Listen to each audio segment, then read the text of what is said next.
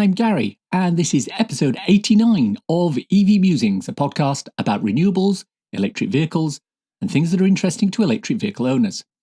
On the show today, we'll be looking at education. More importantly, we'll be looking at who needs educating and why. Before we start, I wanted to remind everyone who's been asking that no, I can't tell you what ZapMap have told me that's been embargoed.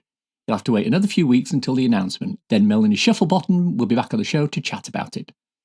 If I was to give you a clue, though, I wouldn't get any more exclusives, so stop asking. Our main topic of discussion today is education. There are basically three items of focus when it comes to educating people about electric vehicles. 1, who needs educating? 2, what do they need educating on? And 3, how do they need educating? But first, let's talk about why education is so important. On one of our first episodes, number 3 to be exact, we talked about the mainstream dealers and why they're failing to provide good service to people wanting to buy EVs. Now, that was almost 3 years ago now. Since then, the number of mainstream automotive manufacturers in the EV market has grown considerably. The number of electric vehicles on the road has grown considerably, and the government has put the 2030 fossil fuel vehicle sale ban in place. And all this means that there are more and more dealers selling more and more electric cars to more and more members of the public, which means that unless there are better means of education, we've got a problem. In the second roundtable episode, we discussed education with people like Jill Knoll, who said, I needed to I was in the market for a second-hand electric car about 18 months ago, looking. Had I not known who to speak with, I think I had a chat with you, Jonathan, if I remember, but then also Matt Cleveley at Cleveley EV, and clearly such knowledgeable people, so genuinely passionate about electric cars. And they found, what I needed, a second-hand Nissan Leaf. Had I not known who to engage with, then I would have been in real difficulty, And then I speak to people, and this is purely anecdotal, but somebody I spoke to recently said, oh, yeah, but I had to drive in an electric car and it was rubbish. And I said, well, what was that? And they said, oh, it was a Toyota Auris. If we can't educate the people who need education, there's going to be a problem. Let me start with a couple of little anecdotes. The highest-selling Renault Zoe dealer in the country sold more cars than anyone else for one simple reason. He got every customer who came to buy a Renault into a Zoe, and he took them for a test drive. He drove a Zoe himself, and he was knowledgeable about cars. It didn't matter what they were wanting to buy, he put them in a Zoe for a test drive. His education foo was good. Conversely, and I've said this before, there's an anecdotal story of the I-Pace driver who plugged his car into the AC socket at a BP Pulse rapid charger because the dealer had pointed at the charge port when he bought the car and said, you plug it in here. Because the AC charger was the one that fit, that's the one he used. The fact that this would have taken him hours and hours to charge versus about 40 minutes if he'd used the right connector was less important than the fact that the dealer had either deliberately given him the wrong information or was not educated well enough to know the difference himself. His education foo was not good. Was it ignorance from the dealer or deliberate miseducation because the dealer didn't want to sell an electric car? We'll never know. There are those who take quite the contrary opinion. I shouldn't need to be educated on how to do something I've been doing for dozens of years. If electric cars are so complicated they need specific education so you can use them, they shouldn't sell them. Obviously, that's something of a niche opinion, but one that certain Daily Fail reading members of the public would see as valuable. To them I say, you can absolutely use your electric vehicle with very little education as a driver. Sure, you might not get the best out of it, your efficiency might be bad, it might take forever to charge, you might run out of charge somewhere, but it'll work without education. But, just like when you got your first PlayStation or Xbox, or computer or smartphone or plasma TV, you wanted to know how it worked, how to use it, and how to get the best out of it. As a user, though, you want the hassle to be minimal. As someone selling these things, however, you need to be as up-to-date as possible. There is a responsibility on dealers to know as much about the vehicles as they can. The guys at Nissan have to learn about the Qashqai and the Pathfinder, so why shouldn't they learn about the Leaf? No reason at all. So let's look at the 3 questions I asked earlier and examine the state of the union when it comes to electric vehicle education. So who needs to be educated? Firstly, we have car dealers. We've talked already about how it's incumbent on legacy car dealers moving into selling EVs to know as much as they can about these vehicles. It's not good enough to try and fob someone going to buy a Hyundai Kona off by pointing them towards the mild hybrid because you don't know enough about the full electric to talk knowledgeably. Legacy manufacturers are starting to throw a lot of money towards EVs, so it makes sense that there are comprehensive education programs to go along with that. Secondly, we have politicians. With the impending 2030 ban on the sale of new fossil fuel vehicles in the UK, there will be efforts from certain quarters to apply political pressure to the government to slow down or stop things. There are some very persuasive members of the fossil fuel lobby out there who would find it very easy to pull the wool over some uneducated politicians' eyes. If the politicians are up to speed on the details and information about EVs, it becomes harder. There are already several MPs who purchased EVs and are quite vocally supportive of them, but nowhere near enough. Thirdly, we have fossil fuel vehicle drivers. Why should we educate them? Because ultimately, they'll become EV drivers. Might not be now, might not be tomorrow, but sooner or later they'll have to buy an EV if they want to drive on the road. If we can lay the groundwork now for their transition, it makes the process so much easier. Fourthly, we have social media commenters. Or maybe not. Alongside fossil fuel influencers, they tend to be the ones who have the vested interest in keeping the status quo. You only need to read the replies to an entry promoting a battery electric vehicle to see the social media commenters coming out in force with a lot of their untruths, mistruths, or just plain ignorance. Finally, we have potential EV buyers, the people like you and me who buy these cars. They need to understand enough to make them comfortable enough to actually buy an EV. So now we've looked at who needs to be educated. Let's look at what do they need educating on. Well, this is a complete topic in itself. Obviously, what you need to know about EVs depends on which of the above groups of people you belong to. If you're a car dealer, you probably have a different education need to a politician or a fossil fuel advocate. Regardless of who you are, though, education needs to start with myth busting. The very first episode of this podcast, almost 3 years ago now, was called Myths and Legends. It's still one of the most popular episodes we've produced, and it went through some of the falsehoods or misunderstandings that existed around the whole area of electric vehicles. These included that batteries will need replacing in 3 years. You can't drive them in the rain. They take days to recharge. If you want to hear the episode in full, the link's in the show notes.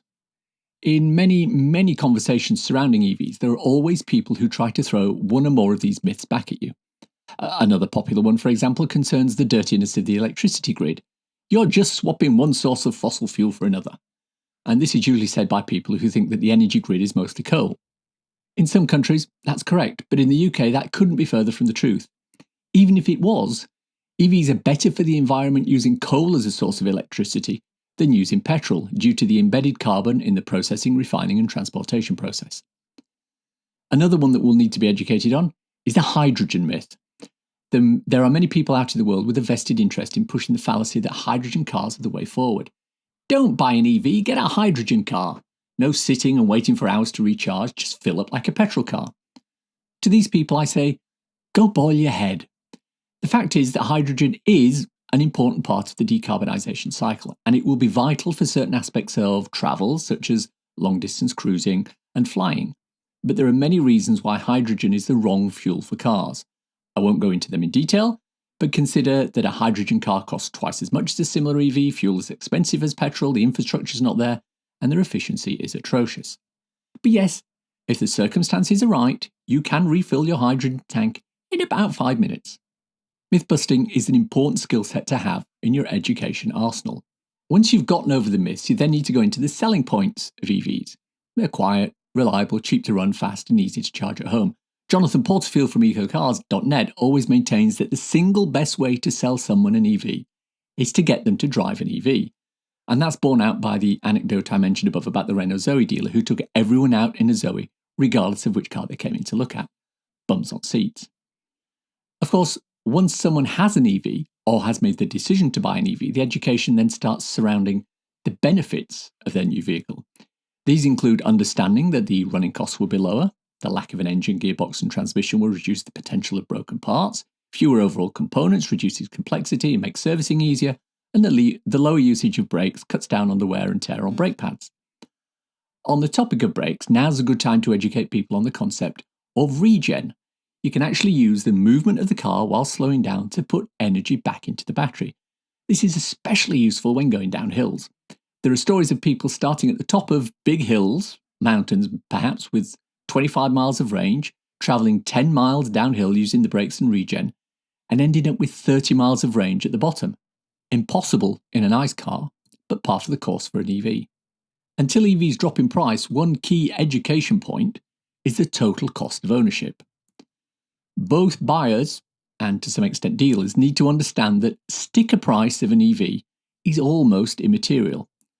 The calculation should be one which covers the total cost of ownership. How much will it cost per month to buy or lease the EV? Then, how much per month were you spending on fossil fuels for your old ICE car? How much were you spending in servicing?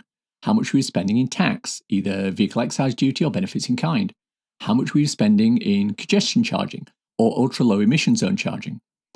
Add all these figures up and compare them with what you're paying for the EV and the electricity. I'm comfortable that at the moment the figures will tip in favour of an EV. They did for me when I bought mine, and I was paying nothing for my 11-year-old's Honda Civic because it was fully paid off. Of course, we will get to a tipping point with EVs where the government will start to change the vehicle excise duty and fuel tax regime to account for the lost revenue from ICE vehicles and fossil fuels. At that point, the economics will tip back to a more level playing field, but by that time, there will be far fewer fossil fuel cars being produced and even less fossil fuel being sold, at a much higher price. EVs will also be at parity or below the price of ICE cars.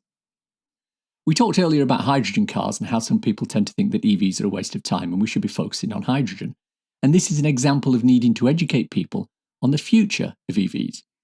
At the moment, the range of EVs is limited. Although there are already dozens of different models on the market, it's still nowhere near the number of internal combustion engine models. There are areas of the market that are underserved. Try getting a family-sized people carrier with a big battery and a decent range, or an estate EV with a decent range. The choice is rather limited. But we need to educate people that even 2 years ago, we had far fewer models on the market than we have now. The number of legacy manufacturers that were providing EVs was very limited. Nowadays, that isn't the case. Audi, Mercedes, Vauxhall, Honda, Ford, Peugeot, Mini, Seat, Skoda, Volvo all now have EVs that weren't available until quite recently. They're putting lots and lots of money into funding research on batteries, reducing costs and creating ground-up EVs. I mean, while I loved the old e-Golf, an electrified version of a fossil fuel car, it isn't a patch on the new ID3 and ID4 range, which is designed from the ground up to be a full electric car. As battery tech improves, we need to understand that the cost of batteries will drop. This, in turn, will reduce the overall price of electric vehicles and make them cheaper to buy than fossil fuel cars. But there also needs to be education on the charging infrastructure. Every week it seems someone produces an article or a blog post or video decrying the state of rapid charging in the UK or indeed most countries. The fact is, and we've said it literally dozens of times on this podcast, the charging infrastructure will never be as bad as it is today. Every day it gets better. With many companies operating in this space and the government looking to fund the rollout of high-power chargers at motorway service areas, the infrastructure is heading in the right direction. Just last week, for instance, the first of several rapid charging hubs was opened on the motorway service areas at Rugby. 12 350 kilowatt chargers next to 12 Tesla superchargers. The plan is to roll these out to as many other motorway service areas as possible. Link this with the MFG group adding charging hubs at petrol stations, BP Pulse rolling out high-power chargers at their non-franchised garages, Instavolt adding double-header units at drive-through McDonald's, and you've got an infrastructure that will support the larger number of EVs expected to take over the road between now and 2030. Finally, our last question around education is, how do people need educating? And this is the tougher question. Education should predominantly be a function of how someone learns best, but it's also a function of getting the right message across. There are many organisations across the UK and across other countries with an education mandate. We chatted with Jill Noel from EVA England a couple of weeks ago, and she told us that education is something they're definitely looking at. Yeah, absolutely. We really need and want to build up our consumer-focused support material in that regard. Joining EVA England, you will receive a very, very, what we hope is informative information pack that takes you, through the whole EV journey, which includes, helping you out with all the different terminology, the different languages used. Automotive dealers should be subject to specific EV training for all their cars. It might be as simple as giving a dealer a car for a week and letting them work out the details. But whatever the way, that's a key driver to improving overall education around electric vehicles. But it's important to understand that it's incumbent upon everyone to be educators in this field. There are many social media individuals, such as Robert Llewellyn and similar, who can use their widespread platform to educate others. But often social media isn't the appropriate forum for this sort of education. The hate and vitriol which can easily arise in a relatively mundane conversation is indicative of the polarised views some people have of EVs. So I found that the best way to do this is in a face-to-face situation. I experienced it with my parents. They couldn't understand why I would waste money on an electric car when I was going to have to replace the batteries in a couple of years. Then they wanted to know where all the rare earth metals were going to come from in the battery. Then my father wanted to know why I wouldn't even consider one of those fantastic self-charging hybrids. One by one, I countered these arguments and disinformation, not by highlighting how stupid a lot of the arguments were, but by showing them factual pieces of information to let them know what was right and what was wrong. There are no rare earth metals in a battery, for example, and don't get me started on the self-charging hybrid canard. Now, I can have discussions with my mother about what charging stops I'm going to make when I finally get a chance to go and visit her, and she's making suggestions about the newest chargers that have been installed. EV meetings are another great way to educate people. The EV Group's Nexus, link in the show notes, coordinates all the local EV groups around the country. They meet regularly and they talk all things EV, or at least they will when things open up again. I've been to meetings with people who've turned up in an old Ford Fiesta wanting to know about a Nissan Leaf they've got their eye on. I sat people in my Kia Soul and shown them all the snazzy little things it does, as well as answered their questions about concerns they have around range anxiety and finding chargers and running the car in the rain. It's important to remember that when people come to you with questions like that, it's not because they're stupid or they want to wind you up. It's usually because they're genuinely curious and know that, for example, water and electricity don't mix, so how can you drive an EV in the wet? Genuine questions deserve genuine answers. One of the greatest sources of good information are things like the various YouTube channels out there. Fully Charged is the go-to when it comes to speaking with people who know about these things. But if you want to know something about batteries and battery tech, go and chat with Dr. Ewan McTurk, who's been on the podcast, but he also has his own YouTube channel, link in the show notes. Many people have channels that focus on the specific EV they drive. Gary Whittaker drives an iPace, has a great channel about owning and running that car. Andrew Till has, or rather had, an e-Nero, and his epic adventures in that car are on his channel. Our very own Simon Rowe has the i3, and a lot of the videos on his channel are around that. However, probably the single most important propagator of education at the moment is the Fully Charged live shows that are taking place or scheduled around the world. These allow people with an interest in EVs and renewables to come together with experts, specialists, and people who just seem to know a lot about these things and learn. Anecdotally, a large proportion of the people who attended the first couple of Fully Charged shows in the UK did not drive an EV. Many of them who are coming to the next one in September at Farnborough will be driving one. Links to tickets for Fully Charged Live are in the show notes. The fact is that there are numerous sources of good information about all sorts of things to do with EVs and renewables. If you want to know, for example, about studies relating to electrifying trucks, try Auke Hoekstra's Twitter account. For all things energy and renewable, go and read Michael Liebrich. It's all out there. In summary, education is key to driving EV adoption, with a large amount of fear, uncertainty and doubt alongside the legions of people who like to spout misinformation, whether deliberately or accidentally. It's of paramount importance that there are people who can provide factual information and, more importantly, first-hand experience about driving EVs. There's nothing more comforting than hearing someone tell you, I took my EV from Kent to Italy and back via France, Germany, Austria and Belgium. It was a bit hairy in France, but everywhere else was good. If you like to travel abroad and you're worried about how to make your EV work on the continent, for example, resources are out there. We should use them. It's time for a cool EV or renewable thing to share with your listeners. New EV sales are up again in the UK and as a general rule worldwide. New figures show that year-to-date EVs are up 108% on 2020 with almost 41,000 being registered. The cut to the plug-in car grant has slowed this slightly and meant hybrids became more popular. They're up 172%. But the headline figure is an increase of 566% in EVs in April 2021 compared with April 2020. This is obviously an artificial boost due to the start of lockdown and the precipitous drop in car sales that month. The important figure, in my opinion, is the market share percentage. Pure EVs have a market share of 7.2% year to date. Putting that another way, 1 in every 15 cars sold in the UK is running completely on a battery. And if you include plug-in hybrids, the figure goes to about 1 in 8. That's pretty good going. And that's the show for today. Hope you enjoyed listening to it. If you want to contact me, I can be emailed at evmusings@gmail.com or on Twitter @musingsev.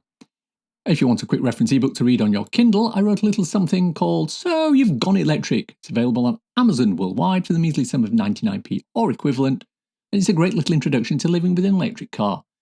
At the moment it's free on Kindle Unlimited, or if you're in the Kindle Lending Library, please check it out. If you want to support the podcast and the associated newsletter, please consider contributing to becoming an EV Musings patron. The link's in the show notes.